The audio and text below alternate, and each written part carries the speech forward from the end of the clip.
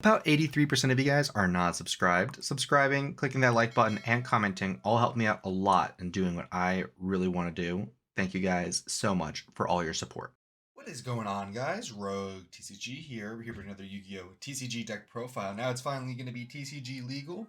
The ban list recently came in, and one of my personal favorite cards from TOS format has come unbanned, and it is Thunder Dragon Colossus. So I was brewing in the kitchen since the ban list did come out, and this is what I have made. It is a branded Thunder Dragon. I know this isn't necessarily an original idea per se. I have seen other people looking at this strategy as well. However, I do want to run a little bit less of a Thunder Dragon engine and play more with the branded stuff while utilizing some of the Thunder Dragon stuff. So that's enough yapping for me. Let's go through the profile. I'm going to talk to you what my thoughts about it are. Let's start with our main deck. In the main, we are on triple Fallen of Albaz. It's branded, it's kind of standard. Typically, people run 2 to 3. I choose to run 3 because I want to always have one in deck. We're on Albaz's sister, Blazing Cartesia the Virtuous, at 2. And then for our other branded specific monsters, we are also on 1 Mercurier and 1 Albion the Shrouded Dragon. Those are all of our name branded cards. Get it? Branded. These are all our name branded cards, so here they all are. And now let's go on to the honorary branded spell. I really like this card in branded. Triple fusion deployment. Grabs Cartesia out of deck, grabs Albaz out of deck. We're only playing fusion, so no restriction there. Really great card. And now on to our branded spell traps. We are on a triple branded fusion. Obviously, we want to be playing as many as possible. We're on a triple branded opening. We want to be finding either a Luber or a Quem as quick as possible. And then for our one of branded spell and traps, we are on 1 branded in red in order to fetch it off of Albion at Ends phase. We are on 1 branded retribution in order to grab branded fusion or whatever we need back from the graveyard, as well as being a cheeky counter trap sometimes. And then we are on 1, this is a little bit not standard, we're on 1 Despia Theater of the Branded. I'm a big fan of this card. I love the fact that you can fusion summon Colossus if you just open 2 Thunder Dragons. It's great. But this card is also really strong for just being like a really consistent poly. If you're going into the grind game, it's every turn it's a poly, makes all your monsters float for the most part, and the Despias already float from the graveyard, so really nice stuff letting the Despias float like that. Speaking of Despias, we are on triple Aluber the Boober of Duber. And our one-ofs, we are on 1 Guiding Quem the Virtuous, 1 Ad Lib, and 1 Tragedy. This is our lineup for Despias. I don't think there's too much to speak on. Ad Libitum to bring back our banished fusions or Despias, or the ones in our graveyard for continuous resource, for use in branded in red specifically. But we are also playing Bestials in this list. Since we're playing Thunder Dragons, the Bestials synergize really synergistically with them. We are on 1 Bestial Lubalion, 1 Bestial Magnamut, 1 Bestial Druisworm, and 1 Bestial Saronir. And we are also on 1 Branded and Lost in order to search that with the Bestial Lubalion. But I think that's all of our main branded stuff, or stuff that can even be close to branded. Now let's get to our Thunder Dragons. We're starting with the OG. We're on triple Thunder Dragon just to make sure we can activate that in-hand effect of a Thunder effect monster in order to get that Colossus out, so we want to be playing as many of these as possible. They're also light, so we can send them to the graveyard in order to summon Albion, which is really important because we can get them banished. And for example, we have our next card, 2 Thunder Dragon Hawk. If we banish the Thunder Dragon, we can just bring it back. We activate a Thunder Monsters effect in hand, so we can summon the Colossus with the Thunder Dragon we just brought back, as well as having a Hawk and Thunder Dragon in graveyard to protect it. We are only on 1 Thunder Dragon Dark. I know. We're only playing 1. We really just want to be special summoning this from deck off of our Thunder Dragon Roar. So the 1 Dark is just only really there in order to search our follow-up Hawk. Although, since our next card, Thunder Dragon Roar, which we're also just playing at 1, since we just want to send this to graveyard off of Branded Fusion or with Grand Guignol, we are just playing the one of. It also bounces to hand during the end phase if we don't use this card we summon. So sometimes we could just summon Hawk with it if we don't have any other plays past that, just to make a Colossus, and then the Hawk will bounce back to hand, and we can grab the Roar from Graveyard or Banishment next turn. So it's not that big of a deal. But those are all the Thunder Dragons are playing. Real tight package. Now, for our non-engine. These are the last 3 cards in the deck.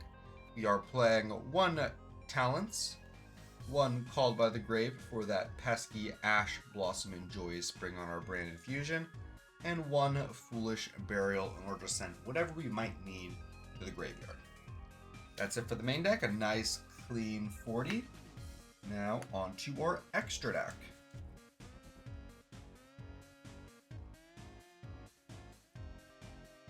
In our extra deck, we are running double Mirror Jade, double Lubellion in order to shuffle back our banished cards. We really want to try and recycle our Lubellion as much as possible so we always have fusion access throughout the game, because we're always going to have darks for the most part.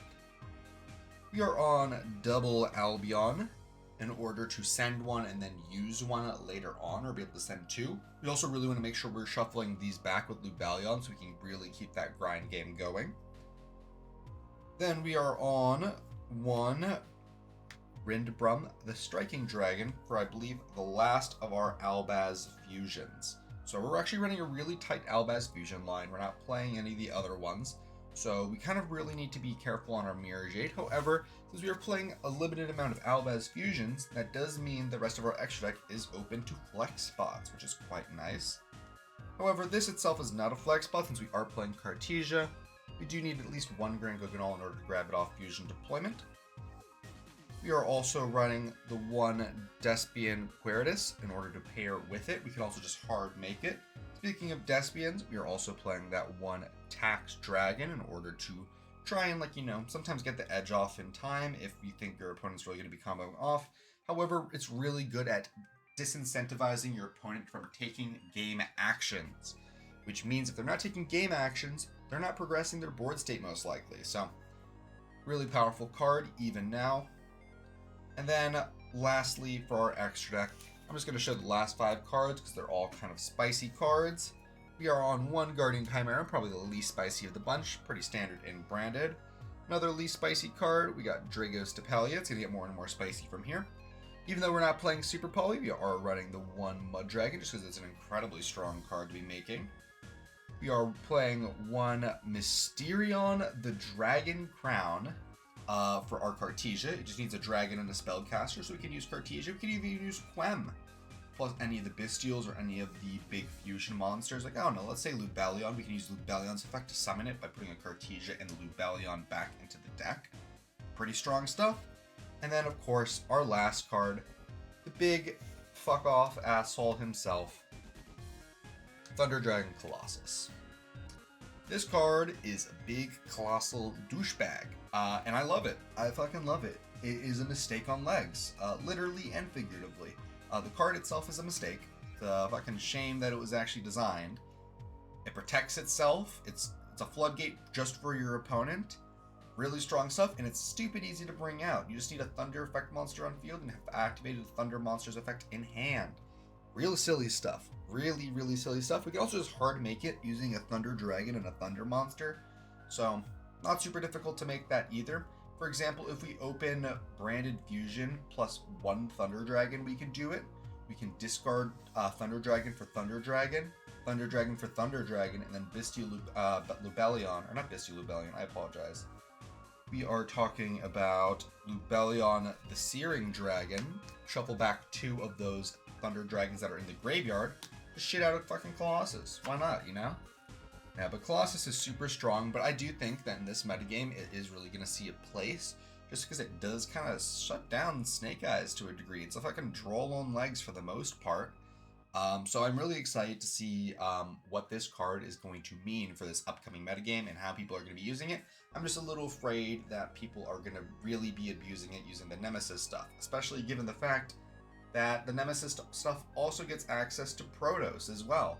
So I am going to be taking a peek at Nemesis, Thunder Dragon, like Chaos lists.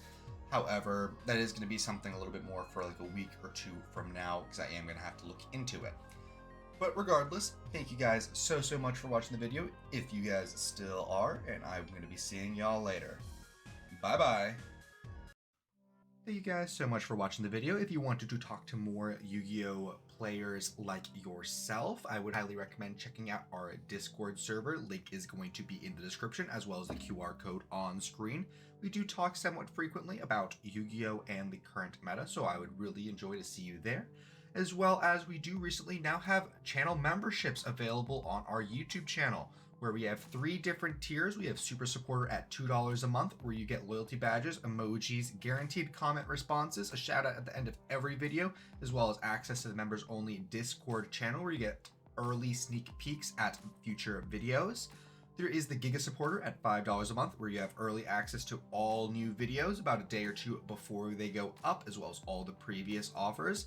And for $15 a month, we do have our final tier, which is going to be Femboy Fanatic. You get a guaranteed customized video every single month, as well as 1 hour of my time. Could be for anything you'd like. You want a duel? Absolutely. You want me to help build a deck? Absolutely. You want to play some Helldivers? Sure. I'll do anything for an hour once a month. But supporting does help me out quite a lot, and it does help me produce all of these videos. So thank you guys so much for watching, and I'll be seeing y'all later.